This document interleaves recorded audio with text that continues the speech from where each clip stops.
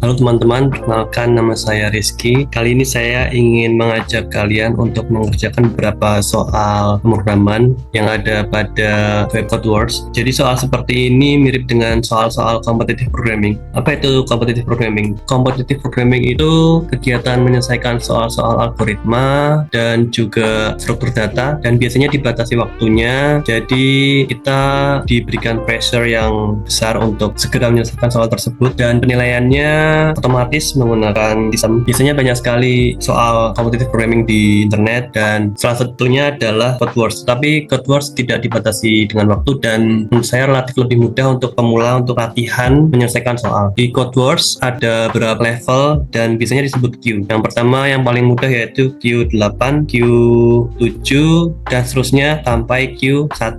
Beberapa pilihan yang paling populer diantaranya untuk competitive programming yaitu seperti Codeforces dan berikutnya LeetCode. Sebelum memulai mengerjakan soal pada CodeWars, sebaiknya kalian mempelajari terlebih dahulu beberapa materi dasar seperti bahasa pemrograman. Kalian bisa pilih bahasa pemrograman apa saja yang kalian suka. Untuk yang paling sederhana yang cukup mudah dipelajari yaitu Python. Jadi ada banyak sekali bahasa pemrograman yang bisa kalian pilih. Materi-materi dasar yang butuh kalian pelajari sebelumnya yaitu seperti variabel, lalu ada tipe data, operator, dan lain sebagainya. Selain itu ada percabangan, ada perulangan, dan ada fungsi atau metode. Yang kedua yaitu algoritma. Apa itu algoritma? Algoritma merupakan proses menyelesaikan suatu masalah dengan urutan yang logis, sistematis, dan terstruktur. Seperti proses kalian memasak mie instan, kalian buka dulu bungkusnya, lalu cara berikutnya yaitu menuangkan minyak ke dalam wadah atau panci, lalu berikutnya tuang air ke dalam panci, lalu langkah berikutnya yaitu merebus, langkah berikutnya menuangkan bumbu ke dalam piring, langkah berikutnya meniriskan mie, langkah berikutnya menuangkan mie ke atas piring, dan langkah terakhir yaitu mengaduk mie dengan bumbunya. Jadi algoritma bisa kita pelajari dalam kehidupan sehari-hari seperti barusan yang saya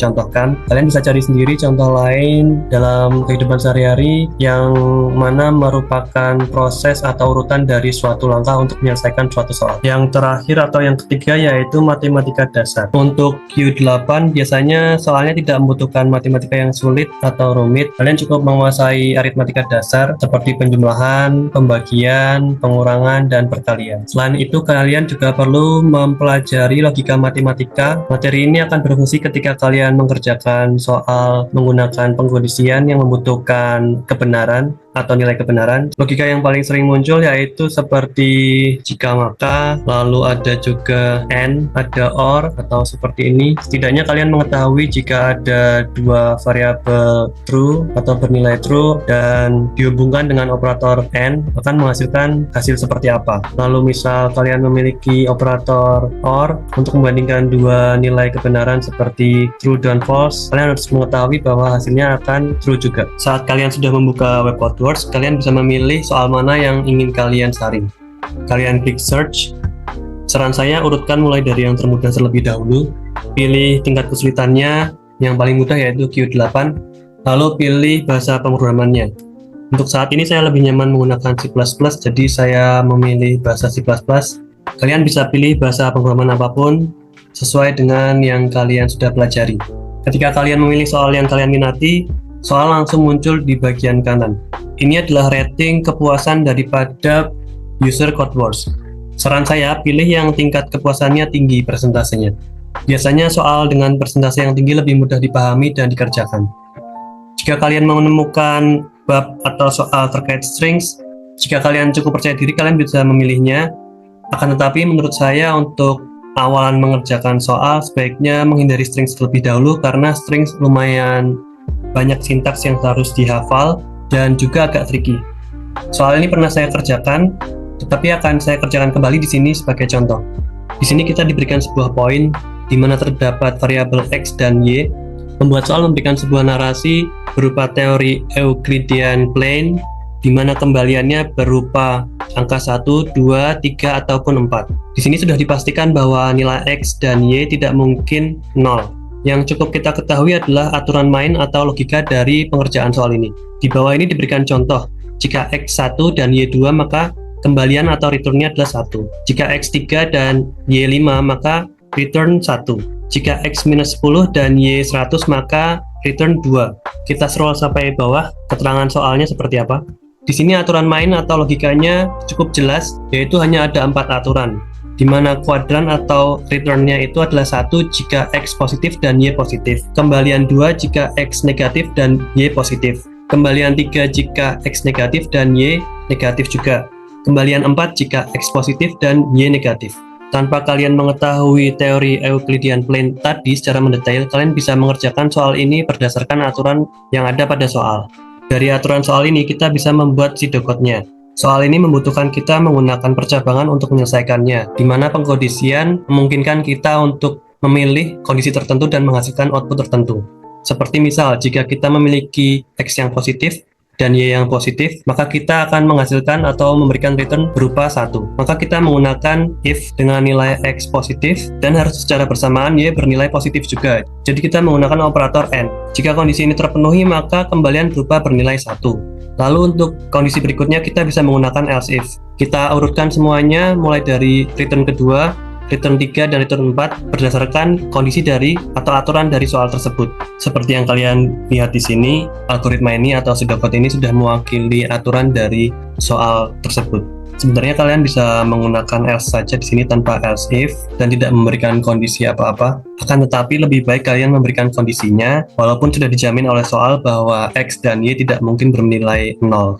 Kita bisa menulis programnya berdasarkan pseudocode atau algoritma yang sudah kita tulis tadi. Jika kita sudah menulis programnya, kita bisa klik tes dulu atau langsung attempt. Jika kita sudah yakin jawabannya benar, mari kita coba klik tes dulu.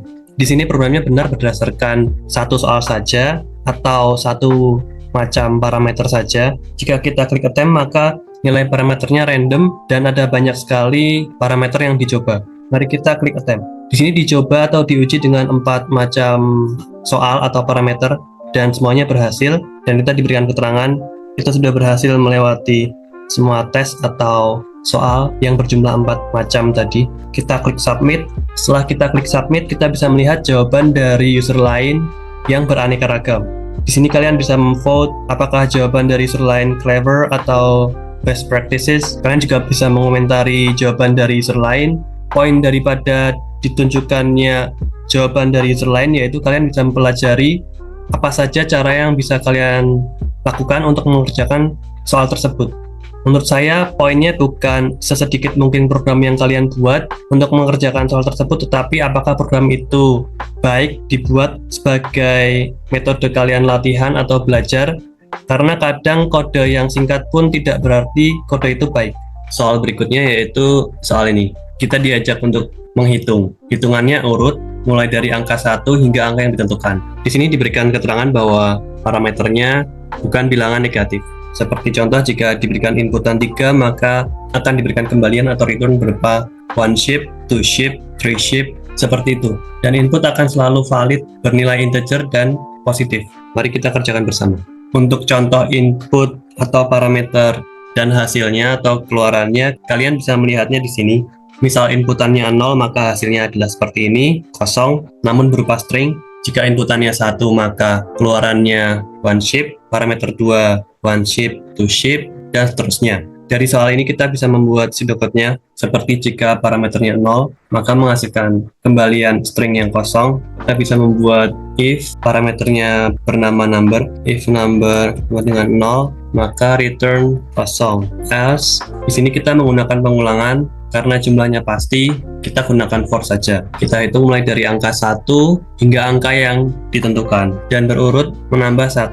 Jadi kita gunakan increment. Di sini kita menggunakan else tidak apa-apa karena sudah dijamin bahwa nilai dari number tidak mungkin negatif. Bagaimana kita mengisi kembalian berupa kalimat sepanjang ini? Sebaiknya kita membuat variabel dulu. Kita buat variabelnya di bagian atas, misal bernama ship. Karena di sini kita memberikan kembalian berupa nilai yang kosong, kita buat ship-nya memiliki nilai yang kosong saja. Kita berikan kembalian di sini bernilai ship. Ship kita isi dengan nilai i, lalu kemudian kata ship. Karena i merupakan integer dan bukan string, kita tidak bisa menambahkannya begitu saja. Jadi kita harus merubahnya menjadi berbentuk string. Di C++ ada fungsi bawaan untuk merubah integer menjadi string menggunakan to_string. Kita berikan keterangan rubah ke string. Lalu di akhir kita berikan kembalian yaitu shape yang sudah diisi. Program ini sudah benar, tetapi bisa kita sederhanakan lagi karena for hanya dijalankan ketika nilai number lebih daripada 0 atau minimal 1, maka kita tidak memerlukan pengkondisian if dan else. Kita bisa coret if dan else ini, jadi kita hanya memerlukan satu kembalian atau return di bagian paling bawah. Jika nilai number adalah 0, maka for akan dilewati dan return langsung dieksekusi atau dijalankan. Sedangkan jika nilai number lebih dari 0 atau minimal 1, maka for akan dijalankan. Ketika for dijalankan, maka nilai shape berubah. Jadi nilai shape yang dihasilkan atau dikembalikan yaitu sudah berisi kalimat. Mari kita buat programnya berdasarkan pseudocode yang sudah kita buat. Kita deklarasikan variabel shape dulu. Kita isi dengan nilai kosong. Lalu kita buat program perulangannya menggunakan for. Kita mulai dari angka 1 seperti pseudocode yang sudah kita buat. Jadi di sini sebenarnya bukan sama dengan saja ya. Tadi maksud saya diberikan tanda tambah yang berarti ketika kita menambah shape dengan kalimat one shape, kita bisa menambahkannya lagi dengan kalimat two shape dan seterusnya. Program ini sama dengan seperti ini. Shape sama dengan shape ditambah i yang mana akan dirubah menjadi string, lalu kemudian kalimat shape. Tetapi untuk mempersingkatnya kita bisa menuliskannya seperti yang saya buat tadi. Jadi di sini nilai variabel shape akan terus bertambah. Kita rubah nilai i menjadi string, lalu berikutnya kalimat shape atau kata shape. Yang terakhir yaitu kembalian shape. Kita cek programnya apakah akan berhasil, lalu kita attempt, dilakukan 2 percobaan dan berhasil, kita klik submit. Itu tadi adalah contoh pengerjaan soal pada CodeWords. Walaupun cukup sederhana, tetapi ini melatih kemampuan berpikir kalian atau proses algoritma pemrograman kalian. Penjelasan yang sudah saya utarakan tadi, saya minta kritik dan sarannya dari kalian. Jika kalian menyukainya, saya akan membuat video-video yang lainnya. Terima kasih sudah menonton video ini. Terima kasih dan sampai jumpa.